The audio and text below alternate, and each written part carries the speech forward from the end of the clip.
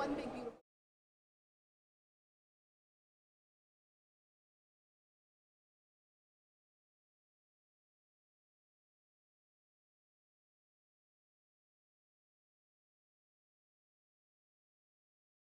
I believe it will. Senator Thune, the majority leader in the Senate, has indicated he wants to get this done by Independence Day, and so that's good news when the leadership is talking like that. This, the Senate will exercise its will, but they also know they have it's a very thin line of things that they can change because of the delicate balance within the House. So I'm very proud of the One Big Beautiful Bill. It's a strange name. But that's what the president called it, so that's what it was. That's what we titled it. But it really is transformational. It's been, I don't know if we've ever seen quite a piece of legislation like this. It'll make such a great difference in people's lives all across the country. I wanted to ask a specific.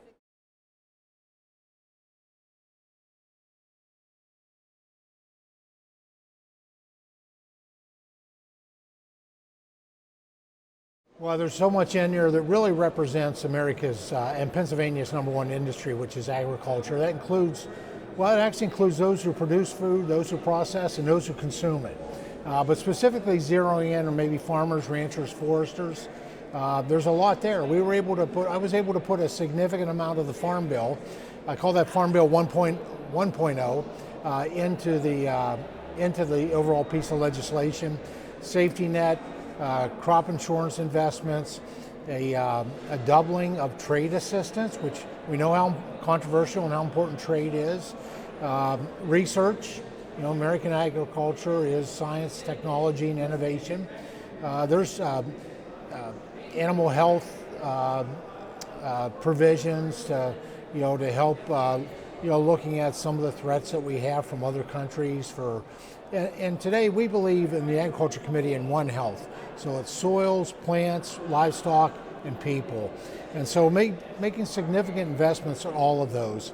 And then, that and so much more. Secure rural schools is in there.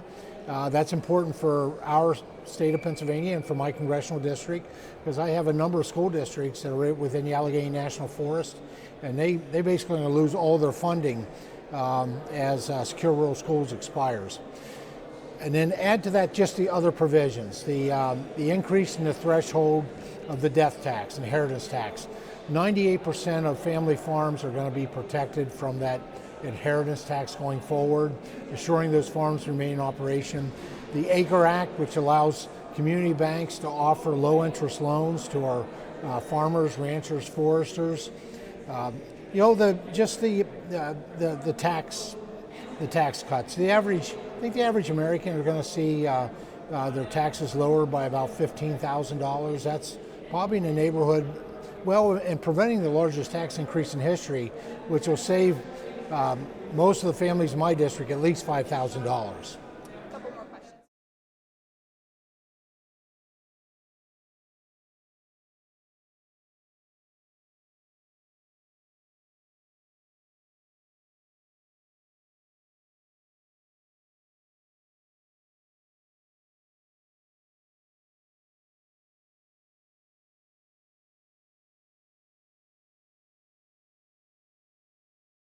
That list?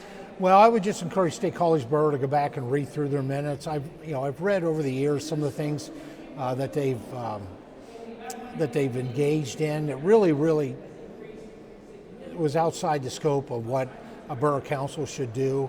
I'll leave that to State College Borough to figure out why they're on that list. I will tell you there's other entities in my district that are on that list that should not be, and this is clearly being worked out. I intervened on their behalf, and that is Center County and Clarion County. There was just, I think, some misinterpretation of their policy surrounding their county prisons, and that was brought to my attention. In Center County, I appreciate Commissioner Steve Dersham, Commissioner Wayne Brocious in Clarion County. And so we intervened with Department of Homeland Security, and they're communicating. And I think that those two entities are going to be resolved. Those two entities as a whole should not be listed on that list.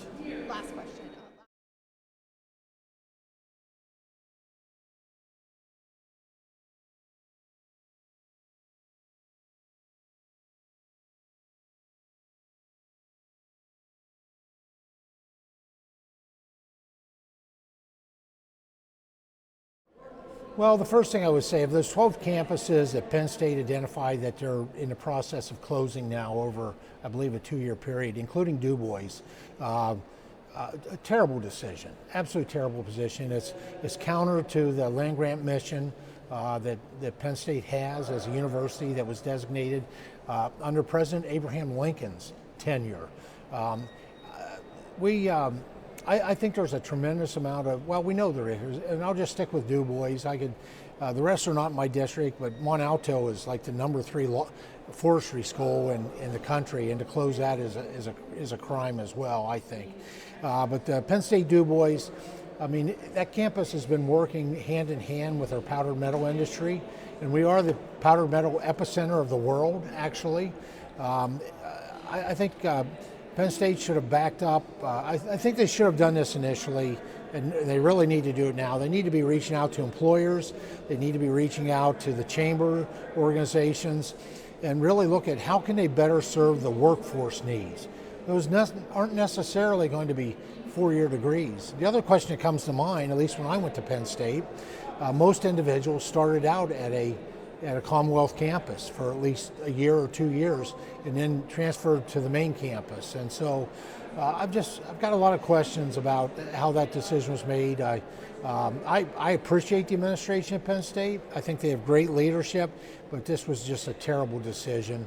And I'm not going to let it go. I'm going to continue to reach out, work with the community, and work with Penn State to really get this to the point where Clearfield County in particular, which is where Du Bois is located, I mean, they lost Triangle Tech because of the Biden administration.